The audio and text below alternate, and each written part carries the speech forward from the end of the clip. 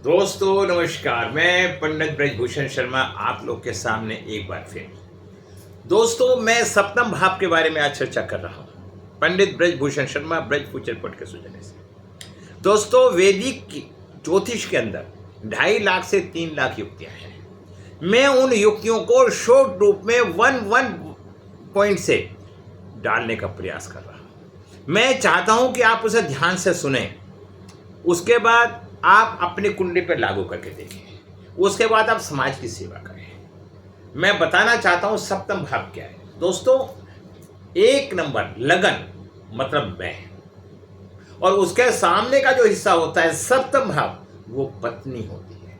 पत्नी के लिए पति और पति के लिए पत्नी, ये एक कॉमन बातें हैं। अगर सप्तम भाव में कोई सौम्य ग्रह बैठ जाता है तो पत्नी का सुख बहुत अच्छा मिलता है। यदि सप्तम भाव के अंदर मंगल और शुक्र बैठ जाते हैं और कहीं से शनि की पंचम भाव में शनि बैठे होते हैं और वहां से तीसरी दृष्टि सप्तम भाव पे पड़ती है, तो वो पति पत्नी के सुखों में कमी आती है। शनि के शुक्र पे दृष्टि पड़ने से ऐसा मेल या फीमेल अदर्स मेल या फीमेल के साथ अटैच हो जाता है। दोस्तों टोटल ग्रहों का खेल है और भगवान ने प्रारब्ध रचा, पाछे रचा शरीर, भगवान ने वो रचना करके भेज दी है। अब हम पूजा पाठ जप तप क्यों करते हैं, हम मेडिटेशन क्यों करते हैं? मेडिटेशन करने से हम मानसिक स्थिति को शांत बना के अपने किसी भी गलत कार्य को रिमूव करने की कैपेसिटी रखते हैं। हम कुछ लोग कह देते हैं भगवान ने ऐसा किया, भगवान ने तो जो करना था कर दिया और उसके बाद भगवान ने छोड़ दिया तुम्हारे पे। तुम क्या कर सकते हो?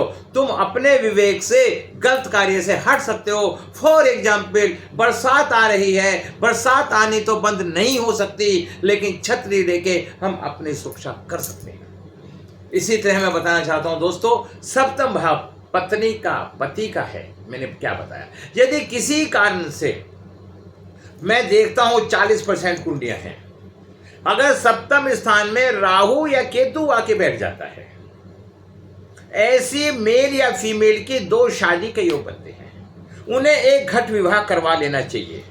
ये टोटका है।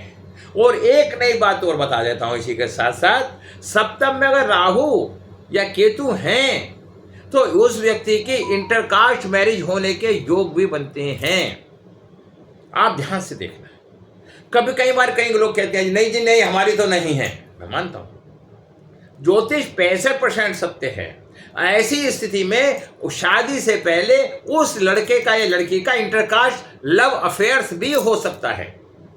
ज्योतिष को समझो। ज्योतिषी कोई जादूगरी नहीं, पंडित कोई जादूगरी नहीं। पंडित भी एक इंसान है जैसे आप हैं, मात्र वो उस ज्ञान को जानता है तो वो आपको बता रहा है। पंडित एक ब्रह्म है, मुख है, जिसके मुख से निकला हुआ शब्द एक सत्य साबित होता है। दोस्तों मैं पंडित ब्रजभूषण शर्मा ब्रज फ्यूचर पॉइंट के सौजन्य से, हमारे यहाँ कुंडली भी देखी जाती है। यदि किसी कारण से आपको ये जानना है कि आपके लड़की को पारिवारिक सुख है या नहीं, पति का सुख है या नहीं, संतान का सुख है या नहीं, क्या तलाक का योग है या नहीं, ऐसी कोई स्थिति है या नहीं, अगर आप जानना चाहते हो तो हमें अच्छे तरीके से मैचिंग करके बताएंगे और हम आपकी कुंडली भी देखेंगे। हम 6 तरीके से कुंडलियां देखते हैं और उसका आधार पर हम वर्णन करते हैं। इन्हीं शब्दों के साथ विराम लगाता हूँ। नमस्कार।